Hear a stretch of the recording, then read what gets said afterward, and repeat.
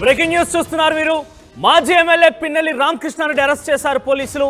Narasaraopet SP office కు పిన్నెల్లిని తీసుకెళ్తున్నట్టు పోలీసులు తెలిపారు.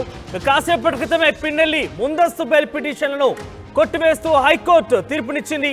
ఇక ప్రభుత్వం తరఫున స్పెషల్ కౌన్సిల్ అశ్విని కుమార్ వాదనలు వినిపించారు.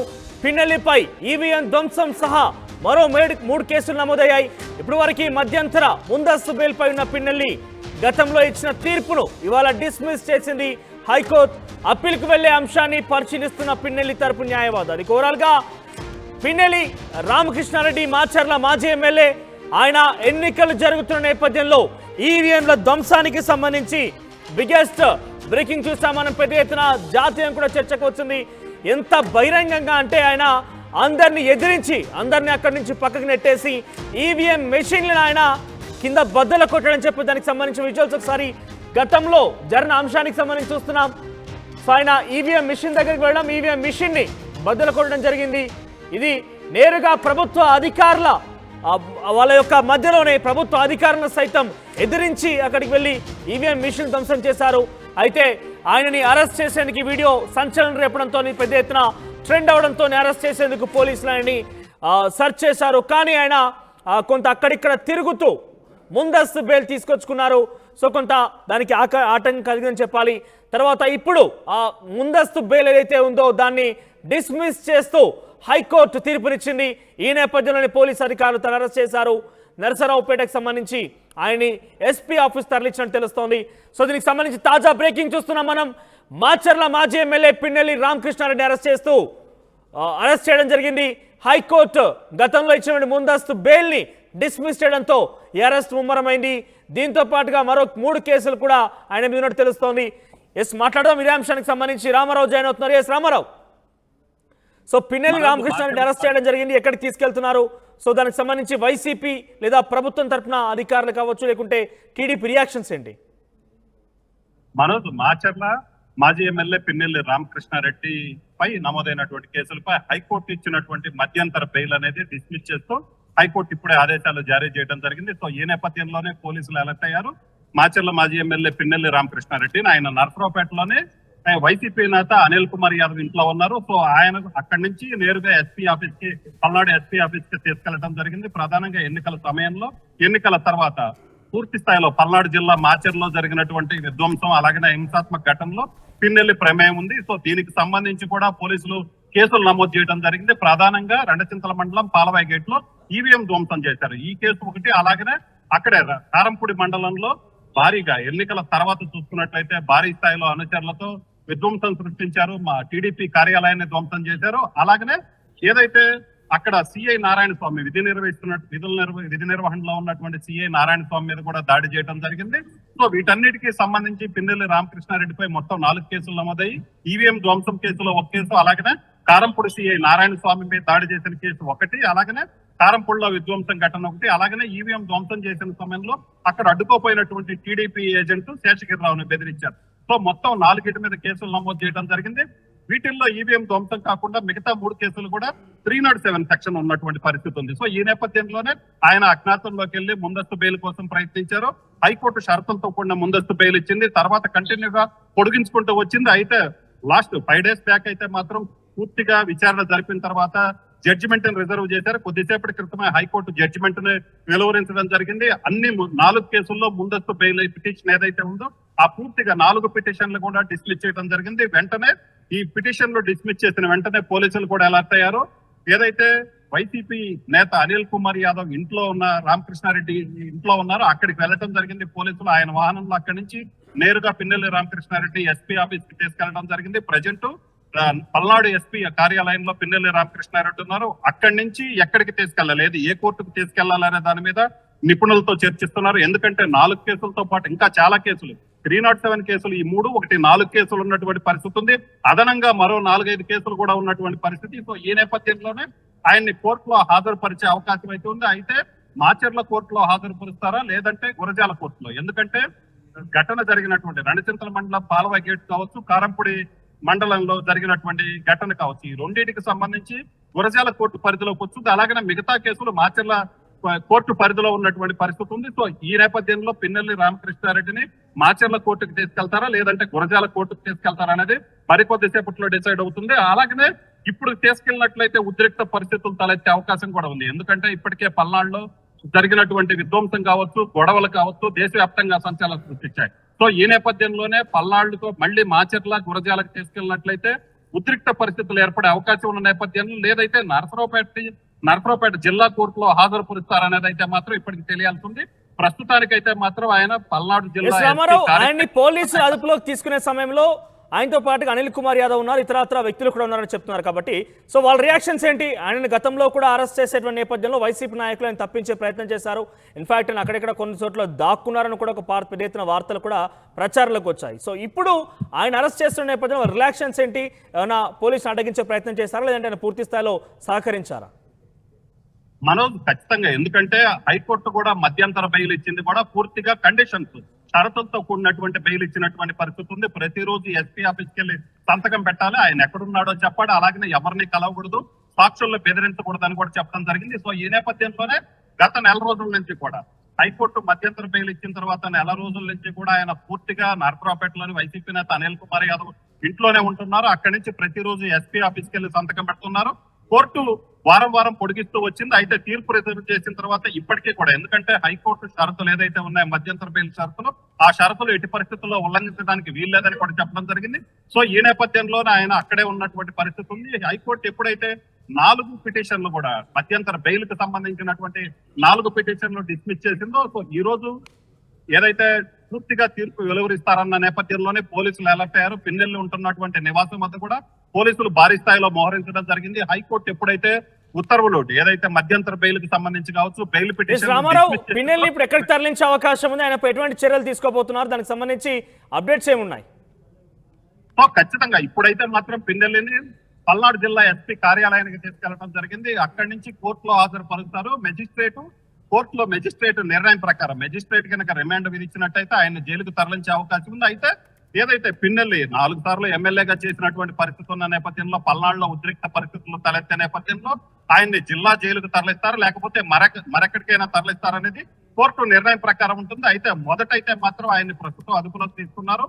ఆయన్ని కోర్టులో హాజరు పెడతారు. కోర్టులో హాజరు పెట్టిన తర్వాత మెజిస్ట్రేట్ నిర్ణయం ప్రకారం మెజిస్ట్రేట్ రిమాండ్ విధిస్తే ఎక్కడికి విధిస్తే అక్కడికైతే తీసుకెళ్లే అవకాశం ఉంది. ప్రస్తుతానికైతే మాత్రం కోర్టుకు తీసుకెళ్లడానికి సంబంధించినటువంటి ఏర్పాట్లు చేస్తున్నారు Manoj. Right Ramarao, will get back to again. మీరు లైవ్ లో ఉండండి. ఒకసారి మీరు విజువల్ చూడొచ్చు. గతంలో ఈవీఎం ధ్వంసానికి సంబంధించి మాచర్ల నియోజకవర్గ మాజీ ఎమ్మెల్యే పిన్నెల్లి రామకృష్ణారెడ్డి ఎంత ఒక ప్రజాస్వామ్యంలో గొడ్డలి పెట్టలాంటి అంశం అని చెప్పాలి. ఎందుకంటే అక్కడ ఎన్నికల ప్రక్రియ కొనసాగుతుంది. తనకు కాబోయేటువంటి నాయకుడిని ఎన్నుకునేందుకు ఓటర్లు అక్కడికి వచ్చి ఓటు హక్కు వినియోగించుకుంటున్నారు. ఒక్కసారిగా పిన్నెల్లి రామకృష్ణారెడ్డి అక్కడికి వచ్చి ఏకంగా ఆయన నేరుగా ఓటింగ్ కేంద్రం దగ్గరికి వెళ్ళి ఆయన ఏకంగా ఓటింగ్ మిషన్ ఏదైతే ఎలక్ట్రానిక్ ఓటింగ్ మిషన్ ఉందో దాన్ని ధ్వంసం చేసే ప్రయత్నం చేశారు. దీనికి సంబంధించిన వీడియో ఎన్నికల తర్వాత సుమారుగా చాలా ఆలస్యమని చెప్పాలి. సో కొన్ని రోజుల తర్వాత సోషల్ మీడియాలో తెగ ట్రెండ్ అయిపోయింది. ఎక్కడ చూసినా ఇదే అంశం చర్చనీయాంశమైంది. అటు జాతీయంగా కూడా పిన్నెల్లి రామకృష్ణారెడ్డి చేసినటువంటి ఈవీఎం ధ్వంసం విషయం కూడా పెద్ద ఎత్తున చర్చనీయాంశమైంది. సో ఒక్కసారిగా ఈ అంశం చర్చనీయాంశం అవడంతో అందరూ అలర్ట్ అయ్యారు. ఇన్ఫాక్ట్ ఎలక్షన్ కమిషన్ కూడా అలర్ట్ అయింది. దానికి సంబంధించి కొంత క్లారిటీ ఇచ్చే ప్రయత్నం కూడా చేసింది. కానీ ఆయన విధులకు ఆటంకం కలిగించారు. ఎలక్షన్ ప్రక్రియ పూర్తిగా కూడా సంపూర్ణంగా, అంటే అక్కడ ఎటువంటి ఒడిదుడుకులు లేకుండా ఎటువంటి వివాదాలు లేకుండా జరగాల్సిన చోట ఏకంగా ఒక అభ్యర్థిగా ఉన్న వ్యక్తి వచ్చి అక్కడ ధ్వంసం చేయడం అనేది చర్చనీయాంశమైంది. ఆయన అరెస్ట్ చేయాలంటూ కూడా పోలీసు అధికారులు ప్రయత్నం చేశారు. కానీ ఆయన కొంత దాని నుంచి తప్పించుకునేందుకు ప్రయత్నం చేశారు. దానికి సంబంధించి వైసీపీ కూడా పెద్ద ఎత్తున రియాక్షన్స్ ఇచ్చింది. టీడీపీ కూడా అదే స్థాయిలో రియాక్ట్ అయింది. ఇంకా పూర్తి స్థాయి అప్పటికి ప్రభుత్వం కూడా ఏర్పాటు కాలేదు. రిజల్ట్ కూడా అనౌన్స్ కావాల్సి ఉన్న నేపథ్యంలో పెద్ద ఎత్తున చర్చనీయాంశమైంది. ఇక ఎటకేలకు ఆయన ముందస్తు బెయిల్ తీసుకొచ్చుకున్నారు. దానికి సంబంధించి ఈరోజు హైకోర్టు ఆ ముందస్తు బెయిల్ని రద్దు చేస్తూ డిస్మిస్ చేస్తూ తీర్పునిచ్చింది. సో మరోసారి అప్పీల్ వెళ్లేందుకు పిన్నెల్లి రామకృష్ణారెడ్డి తరఫున లాయర్లు ప్రయత్నం చేస్తున్నారు. కానీ ఆలోగా పిన్నెల్లి రామకృష్ణారెడ్డి అరెస్ట్ చేశారు పోలీసులు. నర్సీరావుపేటలకు సంబంధించినటువంటి అనిల్ కుమార్ యాదవ్ ఇంట్లో ఉండగానే పోలీసు అక్కడికి వచ్చి ఆయన అరెస్ట్ చేశారు. తదుపరి ఆయన్ని కోర్టులో ప్రవేశపెట్టే అవకాశం ఉంది. కోర్టులో ప్రవేశపెట్టిన తర్వాత ఆయన కస్టడీ తీసుకోబోయే అవకాశం కనబడుతోంది. ఏదేమైనా కూడా పిన్నెల్లి రామకృష్ణారెడ్డి చేసినటువంటి ఆ ఈవీఎం ధ్వంసం అనే అంశం పెద్ద ఎత్తున జాతీయంగా చర్చకు వచ్చిందనంటే అర్థం చేసుకోవాలి. ప్రజాస్వామ్యానికి ఇది ఒక గొడ్డలి పెట్టలాంటి అంశం అంటూ కూడా గతంలో అనేక మంది మాట్లాడిన పరిస్థితి కనబడుతోంది. సో దానికి సంబంధించి ఆయన అరెస్ట్ చేశారు. రైట్ సైడ్ బాక్స్లో మీరు చేస్తున్నారు. ఆయన అరెస్ట్కి సంబంధించిన విజువల్స్ పోలీస్ అధికారులు ఆయన్ని అరెస్ట్ చేసిన విజువల్స్ అన్ని కూడా రైట్ సైడ్ బాక్స్లో కనబడుతున్నాయి. ఇక లెఫ్ట్ సైడ్ బాక్స్లో ఆర్టీ స్క్రీన్ పైన మీకు ఆయన గతంలో పిన్నెల్లి రామకృష్ణ నేరుగా ఈవీఎం మిషన్ని బద్దలు కొట్టే విధంగా పైకెత్తి కింద పడేసినటువంటి విజువల్స్ మీరు చూస్తున్నారు. Right side box arrest. So ఎప్పటికైనా కూడా ప్రజాస్వామ్యంలో డెఫినెట్గా ఎప్పుడో ఒకప్పుడు శిక్ష తప్పదు, కానీ కాస్త ఆలస్యం అవ్వచ్చు. ఈరోజు ఆయన పూర్తిగా ప్రజాస్వామ్యాన్ని, అంటే కొంత అవినీతియో అక్రమమో కాకుండా ప్రజాస్వామ్యానికే పూర్తిగా ఆయన గొడ్డలి పెట్టలాగా వ్యవహరించారు. ప్రజాస్వామ్యాన్ని కూనీ చేసే ప్రయత్నం చేశారు, కానీ దానికి శిక్ష ఈ రకంగా పడుతుంది. సో దీనికి మనకు అర్థం కావాల్సింది ఏంటంటే మనకు కాస్త లేట్ అవ్వచ్చేమో, కానీ అవడం మాత్రం పక్కా, శిక్ష పడడం మాత్రం పక్కా అనేది మనం పవన్ కళ్యాణ్ ఒక ఫెమిలియర్ డైలాగ్ కూడా ఉంటుంది. కొన్నిసార్లు రావడం లేట్ అవ్వచ్చేమో కానీ రావడం మాత్రం పక్కా అన్నట్టుగా ఆయనకి శిక్ష పడడం లేట్ అయింది, ఆయన అరెస్ట్ చేయడం లేట్ అవ్వచ్చు, కానీ ఎట్టకేలకి అరెస్ట్ అయితే అయ్యాడు. ప్రజాస్వామ్యాన్ని ఆయన పూర్తిగా కూని చేసే ప్రయత్నం చేసినందుకు ఇది ఆయనకు రిఫ్లెక్ట్ అయిన అంశం. సో ఒకసారి మాట్లాడదాం. రామారావు ఇంకా లైవ్లో సిద్ధంగా ఉన్నారు. Yes Ramarao, so YCP reactions ఏంటి? ఆయన్ని చాలా వరకు కాపాడే ప్రయత్నం చేస్తారు, ఆయనకి ఎటువంటి సంబంధం లేదు, అంతకు మునిపే ఇంకేదో జరిగింది, దాని కారణంగా రియాక్షన్స్ ఈ రకంగా పిన్నెల్లి ఇచ్చారు, రకరకాల వాదనలు వినిపించాయి. సో ప్రజెంట్ అరెస్ట్ అయ్యాడు కాబట్టి వైసీపీ నేతల్లో కావచ్చు, లేదంటే పిన్నెల్లికి సంబంధించిన నియోజకవర్గ అనుచరులు కావచ్చు, మన కుటుంబీకుల నుంచి ఎటువంటి రియాక్షన్స్ వస్తున్నాయి? ప్రస్తుతానికి సంబంధించి అయితే పిన్నెల్లి అరెస్ట్ కి సంబంధించి అయితే మాత్రం, ఎందుకంటే మొదటి నుంచి ఊహిస్తున్నటువంటి పరిస్థితి ఉంది. వైసీపీ నేతలు ఎప్పుడైతే పిన్నెల్లి రామకృష్ణారెడ్డి ఈవీఎం ధ్వంసం చేస్తున్నటువంటి వీడియో బయటకు వచ్చిందో, ఆ వీడియో మీద కూడా పూర్తిగా వైసీపీ నేతలు మాట్లాడటం జరిగింది. అప్పట్లో కాసు మహేష్ రెడ్డి గురజాలకి, అప్పట్లో మాజీ ఏదైతే ఎమ్మెల్యేగా ఉన్నారో, అలాగనే అంబటి రాంబాబు, వీళ్ళు కూడా మాట్లాడటం జరిగింది. అసలు వీడియో ఒరిజినల్ ఫేక్ కూడా తెలియనటువంటి పరిస్థితి, ఆ వీడియో ఎలాగ బయటకు వచ్చింది, ఇలాగ రకరకాలుగా మాట్లాడినటువంటి పరిస్థితి ఉంది.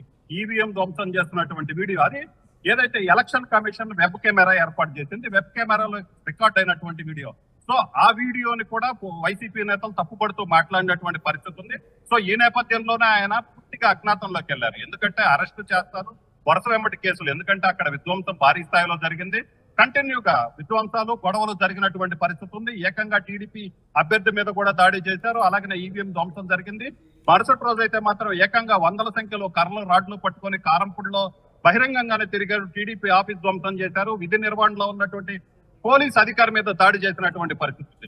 సో ఈ నేపథ్యంలోనే వైసీపీ నేతలు అయితే మాత్రం వీడియోకు సంబంధించి ప్రధానంగా మాట్లాడటం జరిగింది. అలాగనే కక్ష సాధింపు వైఖరి అవలంబిస్తున్నారని కూడా చెప్పడం జరిగింది. అలాగనే ఒక రకంగా చూసుకుంటే పోలీస్ డిపార్ట్మెంట్ ని కూడా పూర్తిగా తప్పుపడుతూ మాట్లాడారు. ఏదైతే ఎస్పీ అప్పట్లో ఉన్నటువంటి ఎస్పీ బిన్ను మాధవ్ ఉన్నారో, బిన్ను మాధవ్ పక్షపాత వైఖరితో అవలంబిస్తున్నారని కూడా ఆయన కోరుకుంటం జరిగింది.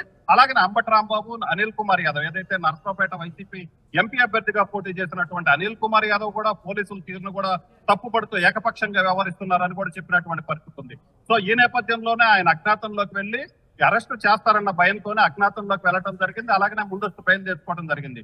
ఇప్పుడు కోర్టు తీర్పుతో వైసీపీ నేతలందరూ కూడా పూర్తిగా సైలెంట్ అయిపోయారు. అలాగనే కోర్టు తీర్పుకు సంబంధించి అప్పీల్కి వెళ్లేందుకు కూడా పిన్నెల్లి తరపు అడ్వకేట్లు ప్రయత్నిస్తున్నటువంటి పరిస్థితి అయితే ఉంది. ఎందుకంటే హైకోర్టు ఇప్పటికే అన్ని పిటిషన్లు డిస్మిస్ చేసిన నేపథ్యంలో వాళ్ళు అప్పీల్కి వెళ్ళడానికి కూడా కొంత సమయం పడుతుంది ఖచ్చితంగా. ఎందుకంటే దీనికి సంబంధించి 4 వారాల పాటు కంటిన్యూగా ఈ కేసుకు సంబంధించి వెకేషన్ బెంచ్ లో మధ్యంతర బెయిల్ వచ్చింది.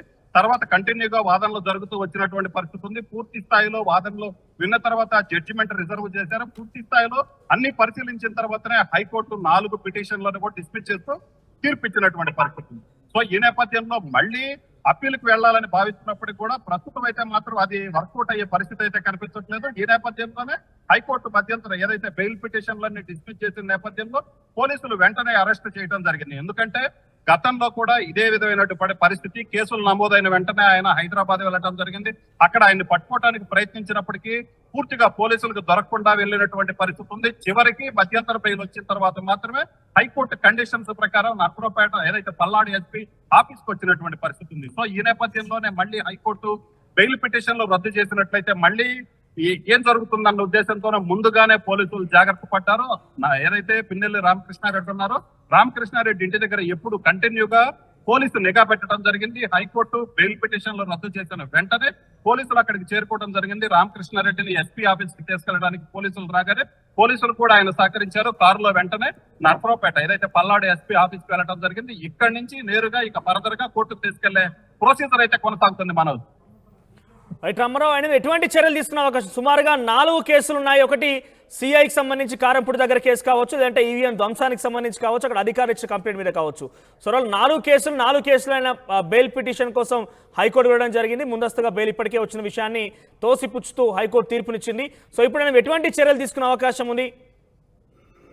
ప్రస్తుతానికైతే మాత్రం ఈ కేసుకు సంబంధించి కోర్టులో మెజిస్ట్రేట్ ముందు ప్రవేశపెడితే ఖచ్చితంగా రిమాండ్ విధించే అవకాశాలు అయితే ఎక్కువగా ఉన్నాయని నిపుణులు చెప్తున్నటువంటి పరిస్థితి ఉంది. అలాగనే వాళ్ళ తరపు అడ్వకేట్లు కూడా కోర్టుకు వెళ్లేందుకు, ఎందుకంటే అక్కడ మెజిస్ట్రేట్ ముందు హాజరుపరిచే సమయంలో పిన్నెల తరపు అడ్వకేట్లు కూడా అక్కడికి వెళ్లే అవకాశం ఉంది. అయితే హైకోర్టు బెయిల్ పిటిషన్లు రద్దు చేసిన నేపథ్యంలో కింది స్థాయి కోర్టు ఏదైతే ఇప్పుడు గురజాల కోర్టు, మాచర్ల కోర్టు, లేదంటే పల్నాడు జిల్లా కోర్టు, సో ఈ 3 కోర్టులో ఎక్కడికి తీసుకెళ్ళినప్పటికీ కూడా హైకోర్టులో బెయిల్ పిటిషన్లు రద్దు చేసిన నేపథ్యంలో కింద కోర్టును కూడా ఇక దానికి విరుద్ధంగా నిర్ణయం తీసుకునే అవకాశం అయితే ఉండదు. సో ఖచ్చితంగా ఈ కేసులకు సంబంధించి ప్రధానంగా ఇక్కడ చూసుకున్నట్లయితే 307 కేసులు నమోదైనటువంటి పరిస్థితి ఉంది.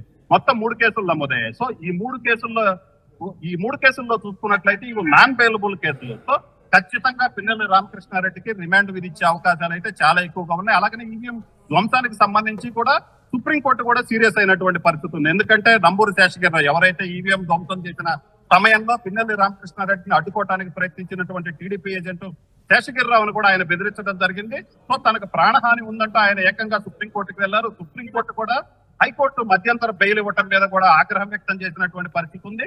ఇలాంటి కేసుల్లో ఎందుకంటే ఈవీఎం ధ్వంసం చేస్తూ అభ్యర్థి ఈవీఎం ధ్వంసం చేస్తూ సీసీ కెమెరాల్లో ఏదైతే వెబ్ కెమెరాల్లో దొరికినటువంటి పరిస్థితి ఉన్న నేపథ్యంలో ఖచ్చితంగా ఇలాంటి కేసుల్లో హైకోర్టు ఇలాంటి నిర్ణయం తీసుకొని ఉండాల్సింది కాదు. ఒకసారి మళ్ళీ విచారణ జరిగే సమయంలో తన ఏదైతే మధ్యంతర బెయిల్కి సంబంధించి ఉత్తర్వులు ఉన్నాయో ఆ ఉత్తర్వులను సరి చూసుకోవాలి, మరొకసారి చూసుకోవాలని కూడా చెప్పిన నేపథ్యం. సో ఈ నేపథ్యంలోనే ఈ కేసును సుప్రీంకోర్టు కూడా ఆ స్థాయిలో చెప్పినటువంటి పరిస్థితి ఉంది. అలాగనే హైకోర్టు ఇప్పుడు పూర్తిగా 4 బెయిల్ పిటిషన్లు కూడా రద్దు చేసినటువంటి పరిస్థితి ఉంది. సో ఈ నేపథ్యంలో ఖచ్చితంగా పిన్నెల్లి రామకృష్ణారెడ్డికి అయితే రిమాండ్ విధించే అవకాశం ఉంది. అయితే పల్నాడు తీసుకెళ్లి మాచర్ల, గురజాల కోర్టులో హాజరుపరుస్తారా, పల్నాడు జిల్లా కోర్టులో హాజరుపడతారా అనేది అయితే మాత్రం తెలియాల్సి ఉంది. సో ఈ కేసుల్లో అయితే మాత్రం ప్రజెంట్ న్యాయ నిపుణులు చెబుతున్నటువంటి పరిస్థితుల ప్రకారం పిన్నెల్లి రామకృష్ణారెడ్డికి రిమాండ్ విధించే అవకాశాలు అయితే ఎక్కువగా కనబడుతున్నాయి. మనోజ్, రైట్ రామారావు, గొర్రెలుగా మాచర్ల మాజీ ఎమ్మెల్యే పిన్నెల్లి రామకృష్ణారెడ్డిని పోలీసులు అరెస్ట్ చేశారు.